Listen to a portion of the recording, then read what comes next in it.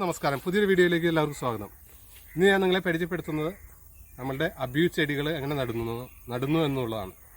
അപ്പോൾ നമ്മൾ ഇവിടെ വീട്ടിലുണ്ടായിരുന്ന അബ്യൂ ഫ്രൂട്ടിൽ നിന്ന് തൈ മുളപ്പിച്ചതുണ്ട്. അപ്പോൾ ഒരു തൈ മുളച്ച് നല്ല ഒരു 3-4 ഇലയൊക്കെ ആയിട്ടുണ്ട്. അപ്പോൾ അത് നമ്മൾ ഇവിടെ ഈ ഭാഗത്ത് നടാനാണ് ഉദ്ദേശിക്കുന്നത്. അപ്പോൾ ഇവിടെ ഒരു കുഴി എടുക്കാൻ പോവാണ്. കുഴി ഏകദേശം ഒരു 2 അടിയോളം താഴ്ചയുള്ള കുഴി, ഒരു 2 അടി വീതിയുള്ള കുഴി, 2 ആ ഒരു അളവിലാണ് കുഴിയെടുക്കുന്നത്.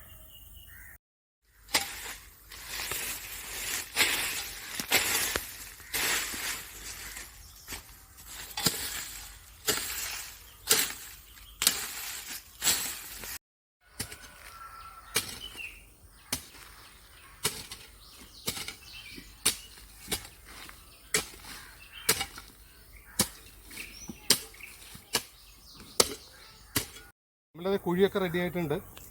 ഏകദേശം ഒരു 2 വലിപ്പമുള്ള കുഴി, കറക്റ്റ് അളവല്ല, ഏകദേശം ഈ ഒരു വലിപ്പം മതി നമുക്ക് കുഴിക്ക്. ഇനി നമ്മൾ ചെയ്യേണ്ടത്, നമ്മളൊരു ചട്ടി കോഴിവെള്ളം എടുത്തിട്ടുണ്ട്. അടിവളമായിട്ട് നമ്മൾ കൊടുക്കുന്നത് കോഴിവെള്ളമാണ്. കൂടുതലായിട്ടൊന്നും ഇപ്പോൾ വലിയ വളങ്ങളൊന്നും ചെയ്യേണ്ട ആവശ്യമില്ല നടുമ്പോൾ തന്നെ.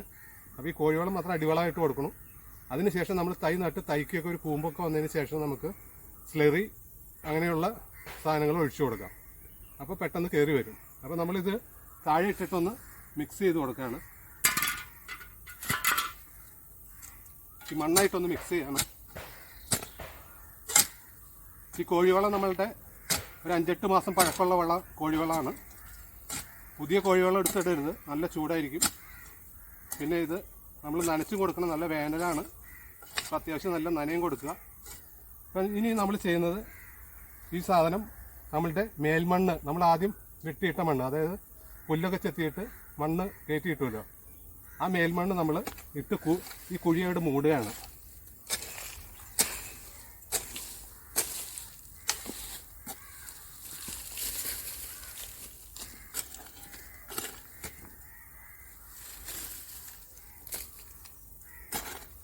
ഈ മണ്ണിട്ട് മൂടി ഈ ഒരു കോല് കുത്തി കൊടുത്തിട്ടുണ്ട്. ഇത് സെൻറ്ററായിട്ട് നമ്മൾ ഒരു കോല് കുത്തി കൊടുത്തിരുന്നതാണ്.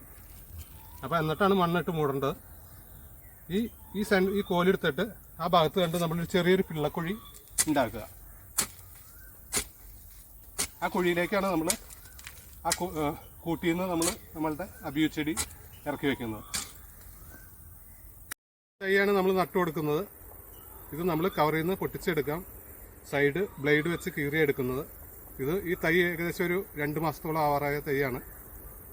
ഇവിടെ ഇലയൊന്ന് കരിഞ്ഞു പോയിട്ടുണ്ട്, കാരണം വെയിലത്തിരുന്ന് ഇപ്പോൾ കരിഞ്ഞതാണ്.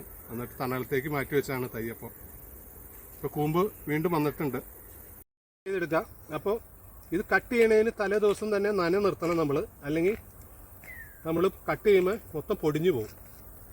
അപ്പോൾ പൊടിഞ്ഞു പോകാതിരിക്കാൻ വേണ്ടി നമ്മൾ നന തലേ ദിവസം നിർത്തുക. അപ്പോൾ ഒരു ദിവസത്തെ ഗ്യാപ്പ് കൊണ്ട് അത് ശരിക്കും നല്ല സെറ്റായിട്ട് കിട്ടും. അല്ലെങ്കിൽ പൊടിഞ്ഞു പോകും, തൈയൊക്കെ വേറെ ആയിട്ട് വരും.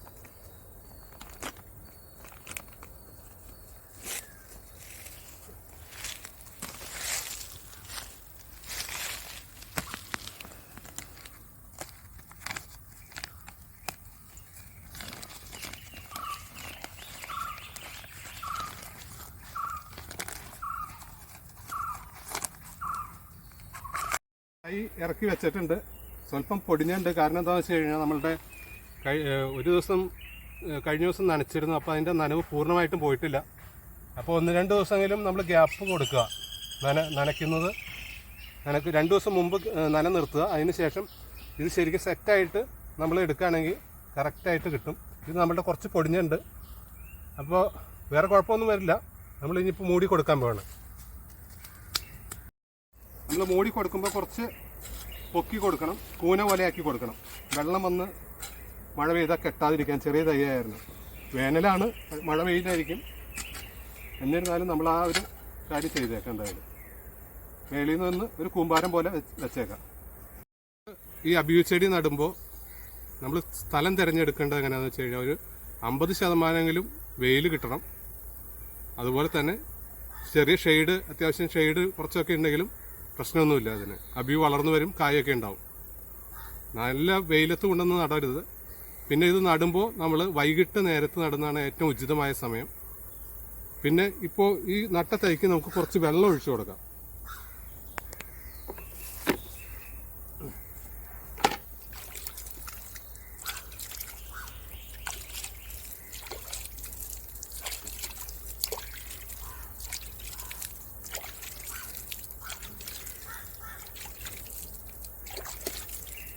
നമ്മൾ എല്ലാ ദിവസവും തന്നെ അത്യാവശ്യം നനവ് ഇതിൻ്റെ തടത്തിൽ വേണം.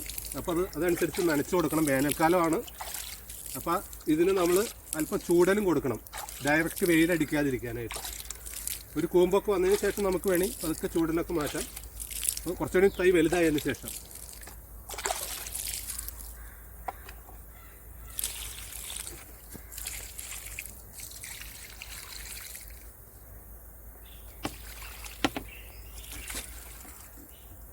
ചൂടൽ കുത്തി കൊടുക്കുക, വെയിൽ കൊള്ളാതെ.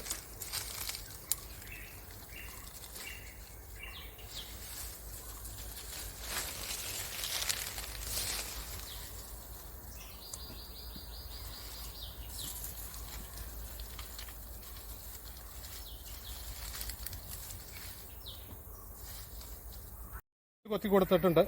കിഴക്കുന്നുള്ള വെയിൽ നന്നായിട്ട് അടിക്കുക. കിഴക്കുന്നും തെക്കുന്നുള്ളതാണ് ഏറ്റവും പ്രശ്നമുള്ള വെയിൽ, നല്ല ചൂട് ഉണ്ടാകുന്നത്. അപ്പോൾ അത് ചുറ്റും കുത്തി കൊടുത്തിട്ടുണ്ട്. ബാക്ക് സൈഡിലേക്ക് ഇവിടെ മരങ്ങളുള്ള കാരണം അതിൻ്റെ ഒരു ഷെയ്ഡ് ഉണ്ട്. ഷെയ്ഡ് നട്ട് കഴിഞ്ഞു. ഇനി ചെയ്യേണ്ട കാര്യങ്ങൾ നമ്മൾ വളങ്ങൾ ചെയ്യണം. അത് ഇപ്പോഴൊന്നും ചെയ്യേണ്ട.